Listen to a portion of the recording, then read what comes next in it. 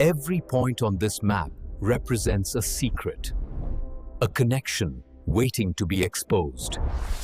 आज एक ऐसे टॉपिक पर बात करते हैं जो पूरी दुनिया में छाया हुआ है, जिसकी कहानियां अमेरिका के आलीशान घरों से शुरू होती हैं, फिर एक प्राइवेट आइलैंड के रहस्यों से गुजरती हैं और न्यूयॉर्क की एक जेल की कोठरी में अचानक खत्म हो जाती हैं। या शायद वहां से असली कहानी शुरू होती है। बिल्कुल। हम बात करें एप्स्टीन फाइल्स की। ये नाम सबने सुना होगा, खबरों में पढ़ा होगा, लेकिन सवाल ये है कि हजारों मील दूर हुए इस अपराध का, इस स्कैंडल की परछाई भारत पर कैसे पड़ सकती है। सही बात है। आज हम इसी पहेली के धागे सुलझाने वाले हैं, ये समझने के लिए कि इस ग्लोबल भूचाल का भारत के लिए क्या मतलब हो सकता है। बिल्कुल। और ये समझना इसलिए भी जरूरी है क्योंकि ये सिर्फ कुछ अमीर और ताकतवर लोगों की कहानी नहीं है।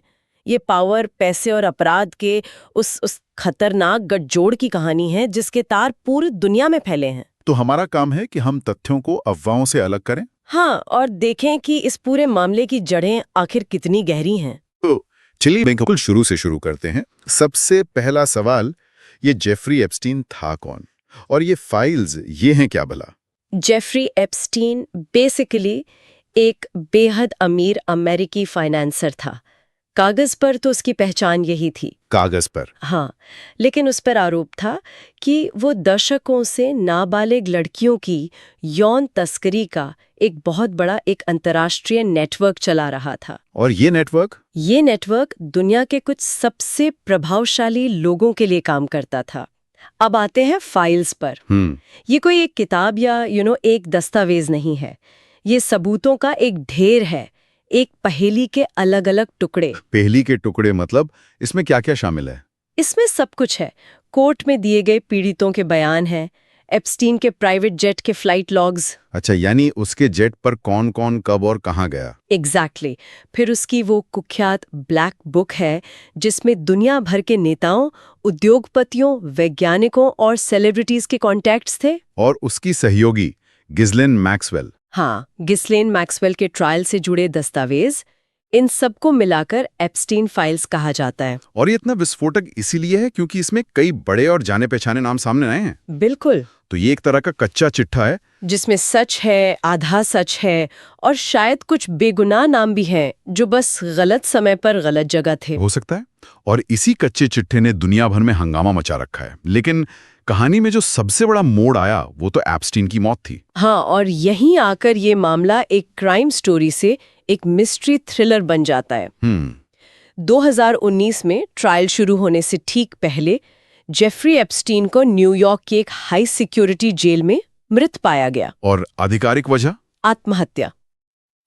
एक मिनट, लेकिन ये बात किसी के गले नहीं उतरी क्योंकि हालात बहुत ही अजीब थे ना। बहुत अजीब। मतलब दुनिया के सबसे हाई प्रोफाइल कैदियों में से एक, जिसके पास दुनिया के सबसे शक्तिशाली लोगों के राज थे, और इसकी मौत इतनी आसानी से हो गई।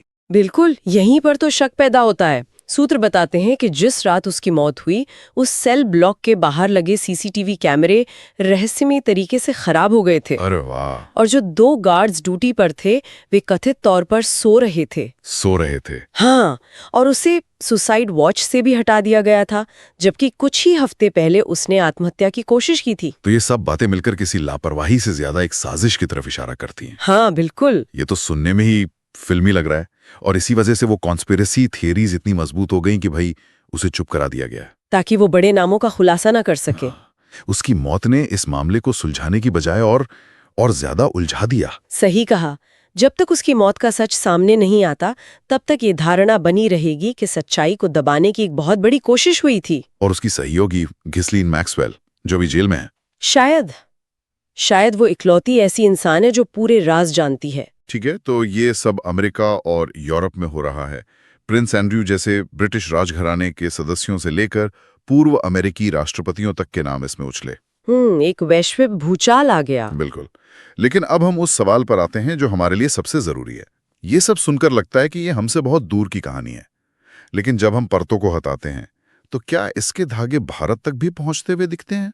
देखिए, सीधे तौर पर जैसा कि हमारे सूत्रों से पता चलता है, अभी तक किसी भी भारतीय का नाम मुख्य आरोपी के तौर पर या किसी बड़े अपराध में शामिल होने के तौर पर सामने नहीं आया है। अच्छा। लेकिन आज की इस कनेक्टेड दुनिया में कोई भी देश इतने बड़े वैश्विक स्कैंडल के असर से पूरी तरह बच नहीं सकता। मतलब असर तो होगा। असर है, लेकिन सीधे नहीं, अप्रत्यक्ष है और कई परतों में है। चलिए पहली परत को खोलते हैं, वैश्विक राजनीति और कूटनीति। एक स्कैंडल दो देशों के रिश्तों पर कैसे असर डाल सकता है? ये बहुत दिलचस्प है। मान लीजिए अमेरिका या किसी यूरोपीय देश का कोई बड़ा नेता या अधिकारी इस मामले में फंसता है, ठीक है। और वही व्यक्ति भारत के साथ किसी बड़ी डिफेंस डील या व्यापारिक समझौते के लिए जिम्मेदार है। अचानक भारत सरकार एक अजीब स्थिति में आ जाती है। क्या उस व्यक्ति पे भरोसा किया जा सकता है? हाँ, क्या उस देश की सरकार पर कोई नैतिक दबाव है? बिल्कुल। इससे बातचीत धीमी पड़ सकती है या रिश्तों में खटास आ सकती है, भले ही वो सार्वजनिक तौर पर न दिखे। लेकिन क्या सरकारें वाकई इन चीजों को इतनी तवज्जो देती हैं? मतलब इतिहास तो यही बताता है कि जब बड़े व्यापारिक या रणनीतिक हित दांव पर हों तो ऐसे नैतिक मुद्दों को अक्सर नजरअंदाज कर दिया जाता है। आप एक हद तक सही हैं, लेकिन यहाँ एक नया एंगल है, जानकारी का एक हथियार के तौर पर इस्तेमाल होना। अच्छा। सोचिए, दो देशों के बीच बातचीत चल रही है। एक देश को पता है कि दूसरे देश के नेता का नाम चाहे कितना भी मामूली क्यों ना हो, एप्स्टीन लिस्ट से जुड़ा है, तो वो इसका इस्तेमाल कर सकता है। वो देश इस जानकारी का इस्तेमाल एक छिपे हुए दबाव के तौर पर कर सकता है। ये हाई स्टेक डिप्लोमेसी में एक ऐसा अनकहा चर डाल देता है जो पहले नहीं था। ये भरोसे को कमजोर करता है। समझ गया। ये एक तरह का साइकोलॉजिकल खेल बन जाता है। अब आते हैं दूसरे प्रभाव पर, अंतर्राष्ट्रीय व्यापार और निवेश। इसका क्या कनेक्शन है? कनेक्शन बहुत गहरा है। आज भारत की अर्थव्यवस्था ग्लोबल कैपिटल पर बहुत ज्यादा निर्भर है। हाँ। दुनिया भर के बड़े बड़े फंड्स और निवेशक भारत के स्टार्टअप्स में, शेयर बाजार में, कंपनियों में पैसा लगाते हैं। अब कल्पना कीजिए कि किसी बहुत बड़े ग्लोबल इन्वेस्टमेंट फंड के मुखिया का नाम इस स्कैंडल से जुड़ जाता है, तो इसका सीधा असर भारत में उसके निवेश पर पड़ेगा। बिल्कुल। इसे रेप्यूटेशनल रिस्क कहते हैं। हो सकता है कि भारतीय रेगुलेटर्स जैसे सेबी उस फंड की जांच शुरू कर दें। मीडिया में खबरें आएंगी। हाँ, और उन खबरों से उस फंड से जुड़ी भारतीय कंपनियों के शेयर्स गिर सकते हैं, नए प्रोजेक्ट्स रुक सकते हैं। मतलब अपराध भारत में नहीं हुआ? नहीं, लेकिन उसके नाम के साथ जुड़े विवाद का आर्थिक झटका यहां तक महसूस किया जाएगा। ये एक तरह का फाइनेंशियल छूत का रोग है जो बहुत तेजी से फैलता है। यानी पैसा बहुत संवेदनशील होता है, खासकर जब बात प्रतिष्ठा की हो। ठीक है, अब तीसरे बिंदु पर आते हैं जो शायद ज्यादा सीधा है, मानव तस्करी और कानून पर इसका क्या असर है? ये एक ऐसा क्षेत्र है जहां इस मामले का एक सकारात्मक असर भी हो सकता है। अच्छा। भारत पहले से ही मानव तस्करी की एक बहुत बड़ी और गंभीर समस्या से जूझ रहा है। एप्स्टीन जैसा हाई प्रोफाइल केस दुनिया को दिखाता है कि ये समस्या सिर्फ गरीब देशों तक सीमित नहीं है, बल्कि ये अमीरों और शक्तिशाली लोगों के बीच भी मौजूद है। एग्जैक्टली। तो इससे भारत पर अपने कानूनों को और मजबूत करने का दबाव बनता है। हाँ, ये एक तरह का ग्लोबल वेकअप कॉल है। अंतर्राष्ट्रीय मानवाधिकार संगठन और दूसरी सरकारें भारत जैसे देशों से कह सकती हैं कि वे अपने कानूनों को और सख्ती से लागू करें। जैसे हमारा पॉक्सो एक्ट है। बिल्कुल, हमारा पॉक्सो एक्ट जो बच्चों को यौन अपराधों से बचाने के लिए बनाया गया है, या हमारा आईटी एक्ट जो ऑनलाइन अपराधों से निपटता है। इस केस के बाद इन कानूनों को और प्रभावी ढंग से लागू करने का अंतर्राष्ट्रीय दबाव बढ़ता है।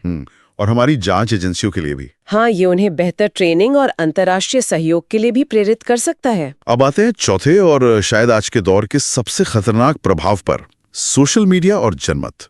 ये तो दोरारी तलवार है। ये सिर्फ तलवार नहीं, ये एक अनगाइडेड मिसाइल है। एप्स्टीन फाइल से जुड़ी खबरें अक्सर आधी अधूरी, बिना पुष्टि के और सनसनीखेज बनाकर फैलाई जाती हैं।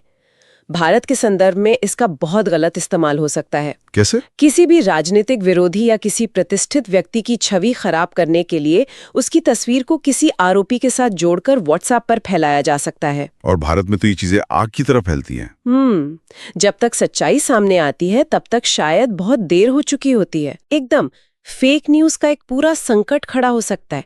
कोई भी किसी का नाम इस लिस्ट से जोड़कर एक अफवाह फैला सकता है, और जब तक वो व्यक्ति खुद को निर्दोष साबित करेगा, उसकी प्रतिष्ठा को भारी नुकसान पहुंच चुका होगा। ये चरित्र हनन का एक बहुत आसान हथियार बन जाता है। बहुत आसान। ये वाकई में बहुत डरावना है।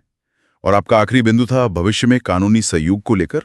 इसका क्या मतलब है? इसका मतलब है कि अगर भविष्य में किसी जांच के दौरान किसी भारतीय नागरिक या भारत में स्थित किसी भी संस्था का कोई भी कनेक्शन, चाहे कितना भी छोटा क्यों ना हो, अगर वो सामने आता है, तो अमेरिकी जांच एजेंसियां भारत सरकार से कानूनी सहयोग की मांग कर सकती हैं। जैसे किसी से पूछताछ की इजाजत मांगना। हाँ, या किसी बैंक खाते की जानकारी मांगना। ये भारत को न चाहते हुए भी इस मामले की कानूनी उलझनों में खींच सकता है, जिसके लिए हमारे सिस्टम को तैयार रहना होगा। ठीक है, तो ये 5 अप्रत्यक्ष प्रभाव हैं जो भारत पर पड़ सकते हैं। लेकिन इससे पहले कि हम आगे बढ़ें, एक बहुत जरूरी चेतावनी है जिस पर हमारे सूत्रों में भी जोर दिया गया है, और मुझे लगता है इसे हमें बहुत साफ साफ कहना चाहिए। हाँ, ये सबसे जरूरी बात है। एप्स्टीन फाइल्स में किसी का नाम आने का मतलब ये बिल्कुल नहीं है कि वो व्यक्ति दोषी है या किसी अपराध में शामिल है। ये समझना बहुत जरूरी है। बेहद जरूरी। कई लोगों के नाम सिर्फ इसलिए हो सकते हैं क्योंकि वे एप्स्टीन को जानते थे, उसके किसी चैरिटी इवेंट में गए थे या उसके प्लेन में कहीं सफर किया था, बिना ये जाने कि पर्दे के पीछे क्या हो रहा है। हाँ, यानी लिस्ट में नाम होना सिर्फ एक जानकारी का टुकड़ा है, ये अदालत का फैसला नहीं है। बिल्कुल। कानून में दोषी साबित होने तक निर्दोष का सिद्धांत होता है। ये लिस्ट जांच का एक शुरुआती बिंदु हो सकती है, लेकिन ये अपने आप में किसी के अपराध का सबूत नहीं है। और सोशल मीडिया के इस दौर में जहां हर कोई जज बन जाता है, हमें इस फर्क को याद रखना बहुत जरूरी है। हमें न्यायिक प्रक्रिया पर भरोसा करना सीखना होगा, न कि वायरल हो रही सूचियों पर। तो अगर इस पूरी बातचीत को समेटें तो सार ये है कि एप्स्टीन फाइल्स एक बहुत बड़े और घिनौने वैश्विक सेक्स ट्रैफिकिंग स्कैंडल का दस्तावेज है। भले ही इसका केंद्र अमेरिका और यूरोप में है, लेकिन आज की दुनिया में भारत इसके अप्रत्यक्ष प्रभावों से